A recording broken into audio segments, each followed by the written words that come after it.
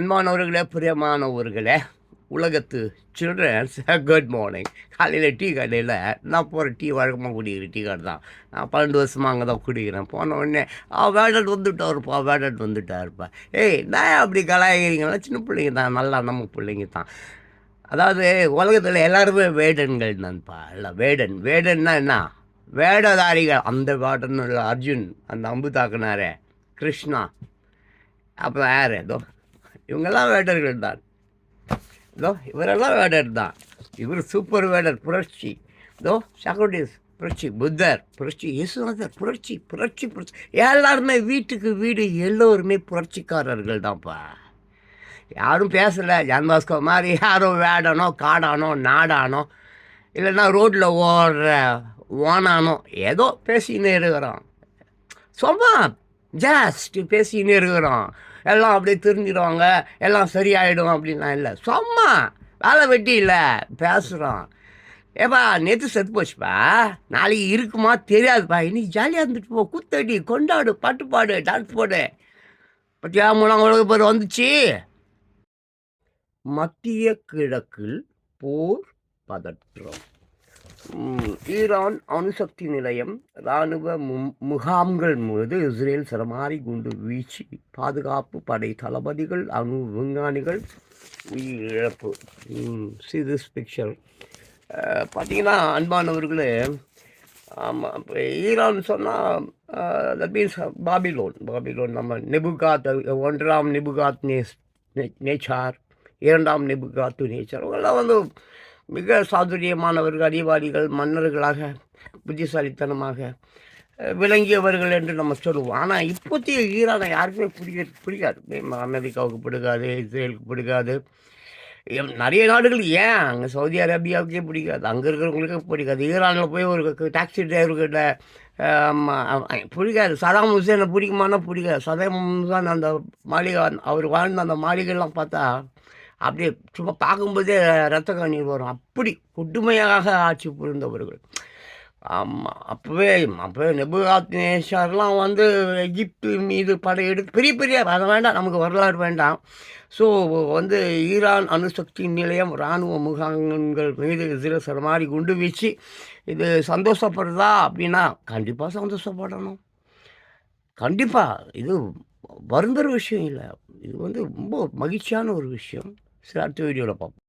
அன்பானவர்களே, வாலிப பெண்களே, இளைஞர்களே, எப்படி வந்து நமக்கு அன்றாடம் உணவு, சாப்பாடு, எல்லாம் சாப்பாடு, உறக்கம், வேலை முக்கியமோ அதே மாதிரி உலக செய்திகள் முக்கியம். அதுக்காக போய் வரலாறுலாம் நான் படிங்கன்னு சொல்ல மாட்டேன். வரலாறு அது கோளாறு. வரலாறுனாலே அது கோளாறு, ரத்தம், கவுச்சி, நாத்தம். நல்லது வேணாம். பட் இன்னைக்கு நேற்று கூட செத்து போச்சுன்னு நான் சொல்கிறேன். நேற்று கூட தெரிஞ்சுக்காதப்பா, நேற்று கூட தெரிஞ்சுக்காத, நாளைக்கும் வேணாம்ப்பா.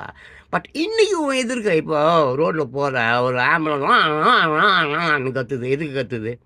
ஒதுங்க, எச்சரிக்கை தானே. திடீர்னு ஒரு கம்பெனியில் வேலை முடிஞ்சிச்சுன்னா வந்து சைரன் ஊதுறான். எது வேலை முடிஞ்சிச்சு ஓடுங்கடா அப்படின்னு தானே. இப்போ போருன்னா உடனே சைரன் ஆன் பண்ணி விட்டுறான்.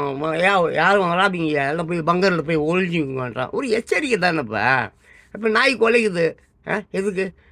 கொஞ்சம் ஒதுங்கி போகலாமே, இன்னும் ஒதுங்கி போகிறது. இப்படி தான் நியூஸ் ரொம்ப முக்கியம். அது நம்ம ஊர் நியூஸாக இருந்தாலும் சரி, உலகம் நம்மளுக்கு தானேப்பா. உலகம் மட்டும் என்ன பிரித்து விடப்பட்டிருக்கிறதா? உலகம் நம்மளுக்கு தானே, மொத்த உலகமும் நம்மளுக்கு தானே, மொத்த இயற்கையும் நம்மளுக்கு தானே. இல்லைன்னா ஏற்ற தாழ்வு, நீ பெரிய ஆள், நான் பெரிய ஆள், நீ படித்தவன், நான் படிக்காதவன், அதெல்லாம் வேணாம். சரித்திரத்தை விட உன்னை படித்து கொண்டே இரு, அவ்வளோதான் நான் சொல்வேன். அன்பானவர்களே, நம்ம தமிழ் மொழி எப்படி வந்து ஒரு மூத்த மொழி, ரொம்ப பழைய மொழின்னு சொல்கிறோம் இல்லையா? அது மாதிரி தான் இப்போது இன்றைக்கி யூதர்கள் அவங்க தான் ரொம்ப பழமையானவர்கள். 4000 5000 ஆண்டுகள் இன்றைக்கி, அன்றைக்கிலேருந்து இன்றைக்கி வரைக்கும் இயேசுநாதர் கூட யூதர் தானுங்க. ஸோ நம்ம கிமு ஆகட்டும், கிபியா ஆகட்டுங்க, அந்த யூதர்கள் அப்படின்றவர்கள் தான். யூதர்களில் தான் பெரிய விஞ்ஞானி, அவங்க இவங்க பெரிய பெரிய நாடோடிகள். பாவம், ஊரெல்லாம் இருக்காங்க யூதர்கள். ஆட்சி தோற்றுறாங்க. நாடே இல்லாதவர்களாக, நாடோடிகளாக வாழ்ந்தவர்கள் யூதர்கள். இன்றைக்கி இஸ்ரேல் வந்து இன்றைக்கி ஈரானை தாக்குதுன்னா வழிகள் அந்த அளவுக்கு அவர்களுக்குள்ளார ஒரு வழி இருக்குது. அதுக்காக நான் யூதர்களை நான் பெருமைப்படுத்தி பேசவில்லை. ஏன்னா எனக்கு யூதர்களை பிடிக்காது. ஏன் தெரியுமா? இயேசுநாதரை கொண்டுட்டானுங்க. இயேசுநாதரை கொண்டது யாருங்க? யூதர்கள் தானேங்க. ஸோ நான் இது எதுக்காக சொல்லுவேன்னா, நமக்கு வேணாங்க சரித்திரம், மயிறு மண்ணாங்கட்டிலாம் வேணாம். சண்டை பயங்கரமாக முற்றின்னுக்குது. நான் ஏற்கனவே 2, 3 வருஷமாக சொல்லின்னுக்கிறேன். நான் மட்டும் சொல்லலை, பாபா வாங்கே, அப்புறம் நாஸ்டாமஸ், அப்புறம் பைபிளில் ஏகப்பட்ட இடங்கள் இந்த 3ஆம் உலகப் போரை பற்றி டேட் வாரியாக எழுதி வச்சுருக்கான். அதனால் கொஞ்சம் தயவு செஞ்சு போய் படிங்க. பங்கர் இங்கர் அங்கே இங்கே பதுங்கு குழி, நம்ம ஊட்டாண்டி எங்கேயாவது போய் ஒழிச்சிங்க. இனி அரிசி பருப்பு கிருப்பு பெட்ரோல் கிட்ரோல் எல்லாமே விலை ஏற போகுதுங்க. 3ஆம் உலகப் போர் வந்துடுச்சிங்க.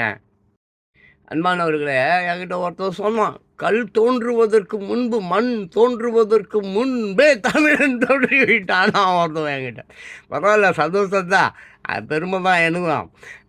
இந்த கமலஹாசனு, அப்புறம் இந்த ரஜினிகாந்த், அப்புறம் இந்த எடப்பாடி, அப்புறம் நம்ம அப்பா, இவங்களெல்லாம் ஒழுங்காக மண் வெட்டியை கையில் எத்துக்கின்னு, ஏறு கலப்பையை கையில் எத்துக்கின்னு, மாட்டை பிடிச்சி ஏறு உழுவ சொல்லுங்கள். ஒருத்தர் பேசுகிறாரு, ஏங்க மிடில் ஈஸ்டில் ப்ராப்ளம்லாம் நமக்கு இனாங்க, ஈரானில் அழிஞ்சு போனால் நமக்கு இனாங்க.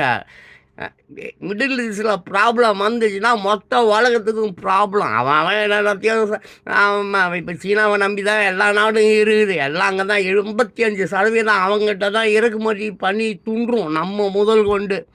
அவன் சீனாக்காரன் ஃபோன் தான், சீனாக்காரன் சட்டை தான். அப்புறம் எப்படி தான் நம்ம ஊரில் ஒன்றும் ஒரு மயிரும் கிடையாது. லஞ்சம், ஊழல், அப்புறம் அப்பா விற்கிற சரக்கு குடிச்சிட்டு அதே வாங்கி திருப்பி கையில் ஏந்தி குடிக்கணும். அதுதான் அங்கே இருக்குது. ஒழுங்காக விவசாயம் போய் பண்ண சொல்லுங்க மக்களே, இளைஞர்களே. கொஞ்சமாவது விழிப்புணர்ச்சிக்கு வாங்கடா, உன் பிள்ளைங்க தாண்டா அப்புறமா பிச்சை எடுக்கும். சண்டை வந்துருச்சு, 3ஆம் உலக போர். அரிசி பருப்புலாம் கிடைக்காது, சோத்துக்கு பிச்சை எடுக்கணும், ஜிஞ்சி அடிக்கணும். பார்த்துக்க வாலிப பெண்ணே, இளைஞர்களே, முக்கியமாக உங்களுக்கு தான் இந்த பதிவு. 10 பொருத்தம் சொல்லி கல்யாணம் கட்டி கொடுத்துருப்பான். இந்த கிளி இல்லை, கிளி ஜோசியக்காரன், பூனை ஜோசியக்காரன்.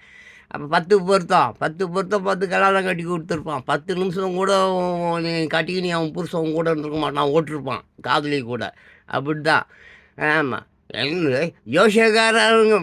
அந்த அமெரிக்கா பக்கத்தில் பார்டரில் ஒரு ஊர் இருக்குமே, அது மெக்சிகோவில் இல்லாத ஜோசியக்காரனா, ஸ்பெயினில் இல்லாத ஜோசியக்காரன் தான். அந்த ஹாரி பாட்டர்னு ஒரு படம், ஹாரி பாட்டர் பயங்கரம் இட்டு. சூனியக்கார கிளவி, இங்கே சூனியக்காரன் எல்லாம் செருப்பாலேயே அடிச்ச கிளியெல்லாம் எடுத்து பறக்க விட்ருங்கப்பா. அந்த பூனை ஜோசியக்காரன், அப்புறம் அந்த கேமரா, ஹாலில் கேமரா, இப்போ 20 கேமரா வச்சுருப்பான். பெரிய ஜோசியக்காரன்னுவான். கேமராவில் பர்ஸ் எடுக்கிறது, அது எடுக்கிறது, இது எடுக்கிறது, அவன் எவ்வளோ காசு வச்சுருக்கான் எல்லாத்தையும் அங்கே உள்ளே உக்காந்துக்கின்னு இந்த பானையை தொங்க விட்டுருப்பான். அதில் கேமரா இருக்கும், அதில் பார்த்துக்கிட்டே அவங்கள்ட்ட இவ்வளோ பணம் இருக்குது, இவங்ககிட்ட மொத்த பட்டியும் பிடிங்கி ஜோசி சொல்கிறான். செருப்பால் அடித்து தொட்டி விட்டுட்டு ஒழுங்காக எங்கே போய் பதுங்கலாம், எந்த கிளவி எங்கேயாவது சோறு கீறு விற்கிறா, அந்த சோத்தை வாங்கி துண்ணலான்றதில் கவனம் செலுத்து. ஜோசியம் ஈசியம், ஹாரி பாட்டர், சினிமா படம், மயிர் படம்லாம் இன்னொன்று சோறு போடாது. பார்த்துக்க, ஒழுங்கு மரியாதையாக குண்டு போட்டானா எங்கே போய் பதுங்கலாம். அங்கெல்லாம் அங்கே இருக்குது, வீட்டுக்கு வீடு பதுங்கு குழி இருக்குது. இங்கே வீட்டுக்கு வீடு பதுங்கு குழி இல்லை, பசியும் பட்டினியும் தான் இருக்குது. அன்பானவர்களே, நின்னிங்கனே யோகா பண்ணு, தூங்கிங்கனே தியானம் பண்ணு. ஆமாம், ஆள் மனது உள்ளார இருந்து. அப்புறம் நான் ஆல்ஃபா மைண்டுன்னு ஏதோ ஒரு இப்படிலாம் கதை விடுவோம். அதெல்லாம் ஒன்றே பேர். அவன் நல்லா சொல்கிறேன், நாம் கேள்விகள் கேட்டுக்கொண்டே இருக்கிறோம் என்றால் உண்மைக்கு பக்கத்தில் செல்கிறோம் என்றால். கேள்விகள் கேட்டுக்கொண்டே இருக்க வேண்டும். ஒவ்வொரு கஷ்டமும் நம்மை வளர்க்கும், புரியுதா? ஒவ்வொரு துன்பமும் நம்மளை மேலே வளர்க்கும். அப்படி கஷ்ட காலத்தில் நமக்கு ஆறுதல் அளிப்பது ஆட்டம், பாட்டம், கொண்டாட்டம், சிரிப்பு, இந்த மாதிரி விஷயங்கள் தான். நல்லா சிரித்து கொண்டே இருக்க வேண்டும் என்றால் நம்முள் ஏன், எதற்கு, எப்பொழுது, எங்கே என்ற கேள்விகள் தோன்றி கொண்டே இருக்க வேண்டும். புரியுதா? ராத்திரி தூங்குறதுக்கு முன்னாடி தினம் நாம் மற்றவர்களுக்கு நமக்கு எத்தனை கஷ்டங்களை கொடுத்து கொண்டோம் என்று தினமும் கணக்கிட்டு தொடங்கினாலே போதும். புரியுதா? நம்ம இன்றைக்கி யாருக்கெல்லாம் என்னென்ன துன்பம் கொடுத்தோம், நமக்கு என்ன துன்பம் கொடுத்துக்கணும்னு யோசித்தாலே போதும், கணக்கு எடுத்தாலே போதும். தூங்குறதுக்கு முன்னால் எத்தனை பாவம் செய்தோம் என்று நாம் எப்படி கணக்கு எடுத்தாலே போதும். நம் மனது கனம் இல்லாமல் ஃப்ரீயாக இருப்பதை உணர முடியும். ஃப்ரீயாகிடும். ஆமாம், நின்றுக்கினே யோகா பண்ணு, ஆமாம், நக்கிக்குமே தியானம் பண்ணு. ஒரு மயிரும் தேவை கிடையாது. ஓகேவா? அமைதியும் நிம்மதியும் ஆரோக்கியமும். என்னதான் நீ கடினமாக நீ உழைச்சிருந்தா கூட நல்ல தூக்கம் வரும்பா. யோகா பண்ணு, மயிரை போடுங்க, கத்தை கட்டு. என்னையா பைத்தியக்காரன் முட்டாள்தனமான, ஏன், எதற்கு, எப்போது? கேள்விகள் மேன், கேள்விகள். செம்மையாக இருக்கும். நல்லா தூங்கணும்பா. அதுக்கு ராத்திரி தூங்குறதுக்கு முன்னால் இன்றைக்கி யார் யாருக்கு துரோகம் பண்ண, உனக்கு எவ்வளோ துரோகம் பண்ணிக்கிட்ட என்பதை கணக்கெடு. துண்டுறதுக்கு மட்டும் குறிக்கோளாக இருக்காத. 3 வேளை தூங்குறது, 3 வேளையும் துண்டுறது.